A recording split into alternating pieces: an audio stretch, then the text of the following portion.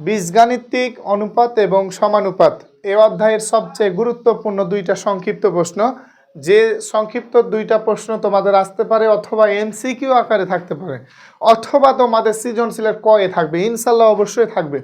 তো আমি এইটাকে করার চেষ্টা করব। তো একটু খেয়াল করি আমরা এটাকে আমরা কি লিখতে পারি এবং কিভাবে করতে পারি। তো 1 নং প্রশ্নে আমাকে বলেছে যে একটি দ্রব্য একটা জিনিস 30% ক্ষতিতে বিক্রয় করা হলো, বিক্রয় মূল্য আর ক্রয় মূল্যের অনুপাত চেয়েছে। তো আমি যদি 30% লসে কোনো জিনিস বিক্রি করি, 30% মানে কি 100 টাকায় 30 কি 100 টাকায় 30 টাকা। তো এখানে 30% ক্ষতিতে, তাহলে দেখি আমরা যদি আমাদের তাহলে ক্রয় মূল্য কত টাকা হবে, তাহলে ক্রয় মূল্য হবে কত টাকা, ক্রয় মূল্য হবে কত, সমান কি হবে 100 বিয়োগ 30%, তাহলে 30 বাদ দিয়ে দেবো, তাহলে কত হচ্ছে এত টাকা, সমান কি হবে 77 টাকা। তাহলে কিনা ছিল কয় টাকাতে, আমার ওই জিনিসটা আমার কিনা ছিল 77 টাকাতে। তাহলে আমি 30% কি ক্ষতিতে বিক্রয় করেছি। এখন আমাকে সুন্দরভাবে বলেছে যে কি বিক্রয় মূল্য এবং ক্রয় মূল্য, তাহলে অতএব বিক্রয়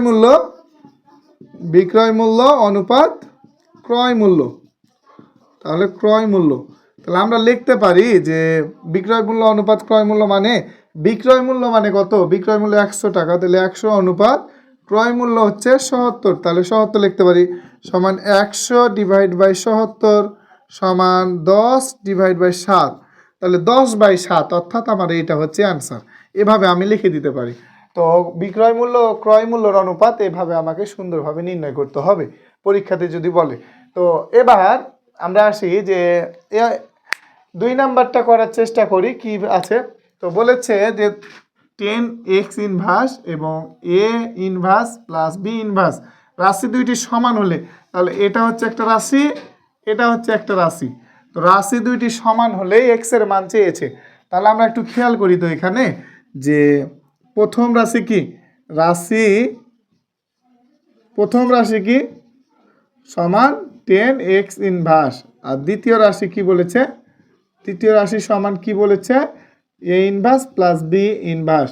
তাহলে দুইটা সমান বলেছে, তাহলে আমরা লিখতে পারি যে কি লিখতে পারি 10x ইনভার্স সমান a inverse plus b inverse, এটা আমরা লিখতে পারি। তাহলে বা দিয়ে লিখি 10 ইন্টু x ইনভার্স মানে 1/x, এটা আমরা সকলেই জানি, a ইনভার্স মানে 1/a প্লাস রয়েছে প্লাস b ইনভার্স মানে 1/b বাস। তাহলে বা এটা মানে হচ্ছে 10/x সমান, এটার যদি আমি লসাগু করি তাহলে কি হবে এ বি লসাগু, তাহলে এ কেটে গেলে বি থাকে, বি প্লাস এ, আমরা পারবো না এটাকে।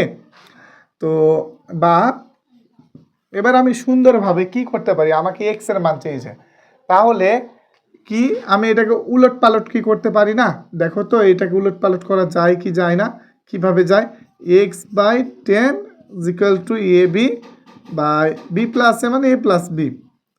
তাহলে বা এখানে যদি উলট পালট করি আর গুণ করি, যে এটার সাথে এটা গুণ আর এটার সাথে এটা গুণ, তাহলে এক্স ইন্টু এ প্লাস বি সমান 10ab।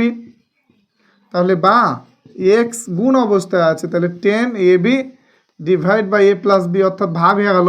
তাহলে এক্স এর মানটা বের হয়ে গেছে, আর আমাকে বের করতে বলেছে কি এক্স এর মান, অর্থাৎ আমার অঙ্কটা হয়ে গেছে। তাহলে আমাকে এভাবে অঙ্ক কিন্তু করতে হবে এবং আমাকে বুঝে বুঝে অঙ্ক করতে হবে।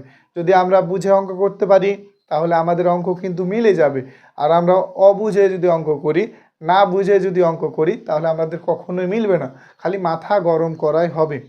তো আমরা চেষ্টা করব অঙ্ককে জেনে বুঝে করার চেষ্টা করব।